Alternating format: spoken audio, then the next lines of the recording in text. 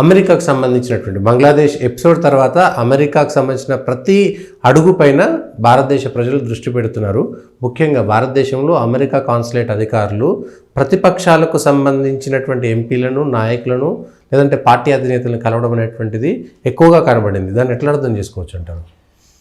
ఇప్పుడు బంగ్లాదేశ్లో అమెరికా పాత్ర మీద రకరకాల ఆరోపణలు, విమర్శలు, సందేహాలు వస్తున్నాయి.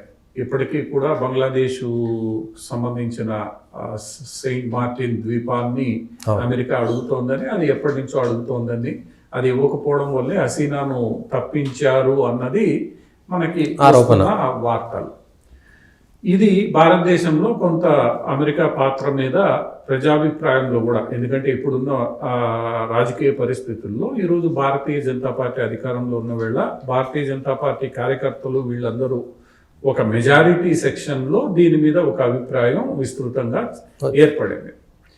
ఈ అభిప్రాయానికి కొంత భూమిక కూడా, ఇంతకుముందు ఉన్న భూమిక ఏంటంటే యుక్రెయిన్ యుద్ధ సందర్భంగా ఇరాన్తో సంబంధాల విషయంలోనూ భారత్ అమెరికా చెప్పింది వినలేదు, అమెరికా చెప్పినట్లు పాటించలేదన్న ఒక ఆక్రోశం, ఆగ్రహం అమెరికాలో ఉంది అనేది దీనికి భూమికగా వ్యవహరించింది.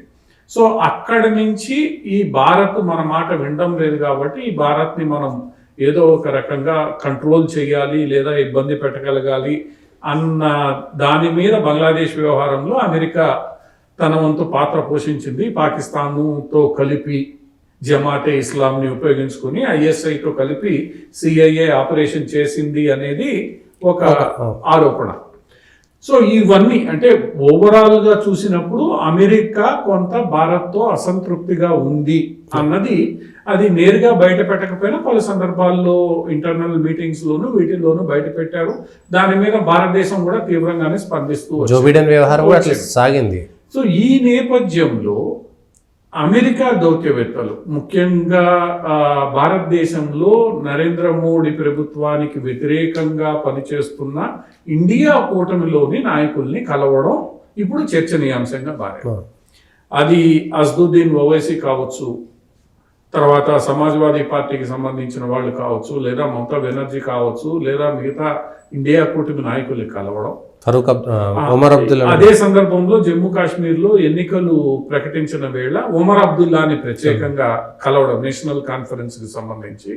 ఇంకా ఢిల్లీలో రాహుల్ గాంధీ వీళ్ళు రెగ్యులర్ గానే సమావేశం అవుతున్నారనేది ఇప్పుడు వస్తున్న వార్తలు. అది బహిరంగంగానే జరుగుతుంది. దౌత్య అధికారులు అధికారంలో ఉన్న వాళ్ళని, ప్రతిపక్షంలో ఉన్న వాళ్ళని కలవడంలో తప్పు లేదు. అది భారత ప్రభుత్వానికి తెలిసే జరుగుతుంది, అంత తెలియకుండా ఏమి జరగదు. కానీ వీళ్ళు కలిసిన తర్వాత ఆయా నాయకుల నుంచి వస్తున్న మాటలు ఏవైతే ఉన్నాయో అవి వీళ్ళు ఏం చెప్తున్నారన్న దాని మీద సందేహాలు సృష్టించడానికి దోహదపడుతోంది. ఇప్పుడు ఓవైసీని కలిశారు వీళ్ళు.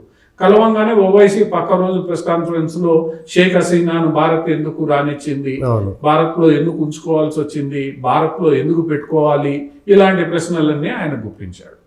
అంటే అప్పుడు మీరు ఏం చెప్పారు, ఆయన ఏం స్పందించాడు అన్నది ఆ ప్రతిక్రియలో ఆ పక్క రోజు వాళ్ళు ఏం మాట్లాడుతున్నారన్న దాని మీద అమెరికా ఏదో చేస్తోంది అన్న ఒక సందేహం వస్తోంది. ఇప్పుడు ఎన్నికలు ప్రారంభమైన వేళ అమెరికా దౌత్యాధికారులు కేవలం ఒమర్ అబ్దుల్లాని మాత్రమే కలవాల్సిన అవసరం.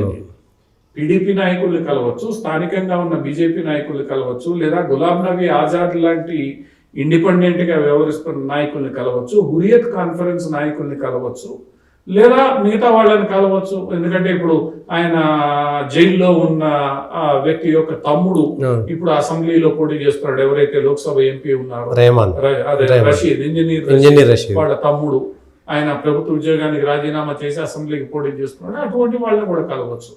సో వాళ్ళని పూర్తిగా అందరినీ కలవకుండా కేవలం సెలెక్ట్ వీళ్ళనే అమెరికా కాన్సులేట్ అధికారులు కావచ్చు, రాయబార కార్యాలయ అధికారులు కావచ్చు, ఎవరైనా కానీ కలవడం అనేది ఇటీవల కాలంలో బంగ్లాదేశ్ పరిణామాలు, యుక్రెయిన్ యుద్ధ సందర్భంగా అమెరికా వ్యవహరించిన తీరు కారణంగా అమెరికా పట్ల భారత్లో ఒక సందేహం మాత్రం ఈరోజు నెలకొంది. ఆ సందేహాన్ని తీర్చాల్సింది అది అమెరికా మాత్రమే.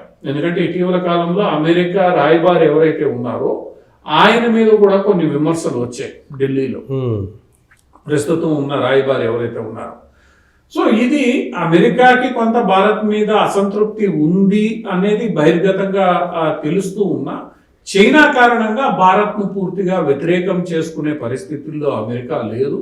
అయినప్పటికీ కూడా భారత్ తన చేతుల్లో ఉండాలి అనేది అమెరికా అభిమతం